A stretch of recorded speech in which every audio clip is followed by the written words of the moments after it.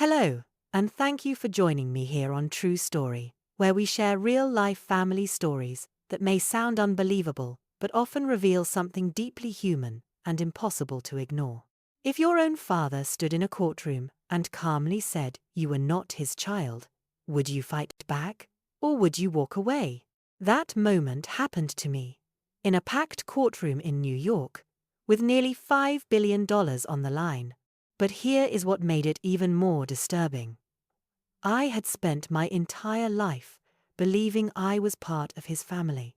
So how does a truth like that suddenly disappear? My name is Emily Carter.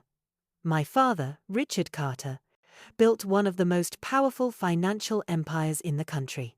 From the outside, we looked like the perfect family. Wealthy, respected, untouchable. But have you ever lived in a place where everything looked right, yet something always felt just slightly off? I was never mistreated. No one raised their voice at me. No one pushed me away. But there was always a quiet distance, something subtle but constant. At dinner, I sat at the far end of the table. In conversations, I was present, but never included. And over time, that silence started to feel louder than anything else. But why was I the only one who noticed it? I told myself it was my fault. Maybe I just needed to try harder. So, I did. I worked harder, studied longer, pushed myself further than anyone expected. But no matter what I did, nothing changed. And then, 2 years ago, something happened that forced me to question everything I thought I knew. My father announced a restructuring of the family assets. It was a major decision, something that would define the future of the entire family. But when I reviewed the documents, my name wasn't there. Not reduced, not adjusted, completely erased. But that wasn't even the worst part. When I finally asked him about it, he didn't hesitate. He looked at me with a calm expression and said I had no place in this family. And in that moment, something inside me shifted. Because that wasn't confusion. It was certainty. And what I uncovered after that was far more disturbing than I was prepared for. I did not react right away. I just stood there, holding on to his words, trying to understand how something so simple could erase an entire lifetime. But the more I thought about it, the more I realized this was not sudden. It had been building for years, hidden in small moments I chose to ignore. Growing up, nothing ever felt openly wrong. The house was quiet, structured, almost perfect, but I was always slightly out of place. I sat at the end of the table, not by accident, but as if that was where I belonged. Conversations would shift when I entered the room. Decisions were made, plans were discussed, but never with me. Did they think I would not notice? Or did they simply not care? At first, I convinced myself it was nothing. Families have dynamics, I told myself. Maybe I just needed to earn my place. So I worked harder than anyone else. I studied longer, stayed later, did everything I could to prove I deserved to be there. But no matter what I did, the distance never closed. And that was the part I could never explain. Why would a father keep his own daughter at arm's length? Then came the restructuring. It was presented as a routine decision, something technical, something necessary. But when I looked at the documents, I felt something shift. My name was not just missing. It had been removed, deliberately. And that raised a question I could not ignore anymore. When had I been taken out? And why? But that was not the moment everything broke. The real turning point came when I confronted him directly. He did not argue. He did not explain. He simply said, I had no claim, as if it had always been true. And the way he said it made me realize something far worse. Because in his eyes, there was no hesitation, no doubt, only certainty. And that certainty told me this was not a recent decision. It was something he had planned long before I ever started asking questions. But that was not even the most disturbing part. The most disturbing part was what I found later. Hidden inside records I was never supposed to see. And once I saw it, there was no turning back. By the time the case reached court, everything had already been decided. At least, that was how it felt.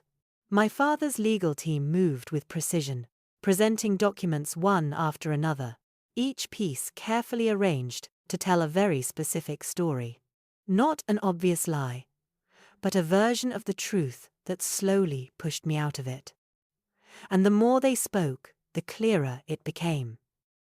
They had been preparing for this long before I even understood what was happening.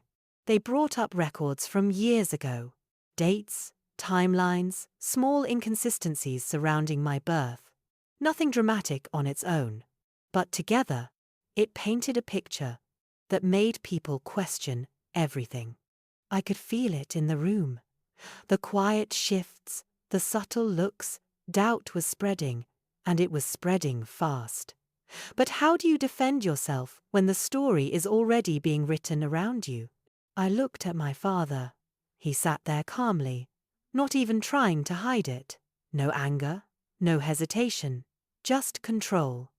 And in that moment, something clicked. This was never about proving I didn't belong. It was about making everyone else believe it first. And once they did, the outcome would follow. For a second, I let it play out. I let them think they were winning, because the truth was, I needed them to go that far. I needed them to commit to their version completely. And when they did, when the room had fully turned against me, that was when I moved. I stepped forward slowly. No rush, no reaction. My hands were steady as I placed my bag on the table. No one stopped me. Maybe they thought it didn't matter anymore. Maybe they believed I had nothing left. But that was exactly what I wanted them to think. Your Honor, I said quietly, I would like to submit additional evidence. There was a pause. Just a small one. But it was enough to shift something in the room. I reached inside my bag and pulled out a sealed envelope. It didn't look like much. No one reacted right away. But the moment I placed it on the table, I noticed something change. My father's lawyer leaned forward slightly. Just a fraction. But it was the first time his confidence broke. And that was when I knew. They hadn't planned for this. Because what was inside that envelope was not just proof. It was the one thing that could unravel everything they had built. The judge opened the envelope slowly, and for a moment, no one in the room moved. You could hear the faint sound of paper sliding against paper. And then, silence. Not the kind of silence you notice right away, but the kind that settles in and takes over everything. I watched his eyes as they moved across the page, steady, careful, and then he looked up. The results confirmed it. I was his daughter. You could feel the shift immediately. It wasn't loud, it wasn't dramatic, but it was undeniable. The same people who had looked at me with doubt just moments before were now unsure of everything they had believed. But that was only part of the truth. And I knew that alone wasn't enough to finish what had been started. My father's lawyer tried to recover quickly. He argued that biology did not automatically mean entitlement. And for a second, it almost worked. But that was when I placed the second document on the table. Internal records, audit reports, quiet changes made years ago, hidden behind legal language and timing no one was supposed to question. This wasn't an accident. It never was. For the first time, my father looked directly at me. Not past me, not through me, at me. And in his eyes, I didn't see anger. I saw something else.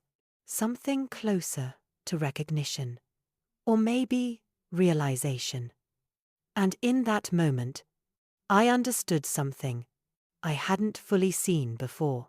This was never just about removing me. It was about controlling the story. The judge's final words were calm, but they carried weight. I was recognized, not just as his daughter, but as someone who had been deliberately erased. And just like that, everything changed. Not loudly. Not in the way people expect. But in a way that could not be undone. When I walked out of that courtroom, I didn't feel victorious. I felt clear. Because the truth didn't need to be defended anymore. It had already spoken. And yet, as I stepped outside, something still lingered. A quiet question that refused to disappear. If he had gone this far to erase me, what else had he hidden all those years? Thank you for listening and staying with me through this story. Because the truth may have been revealed, but I have a feeling this is not where it ends.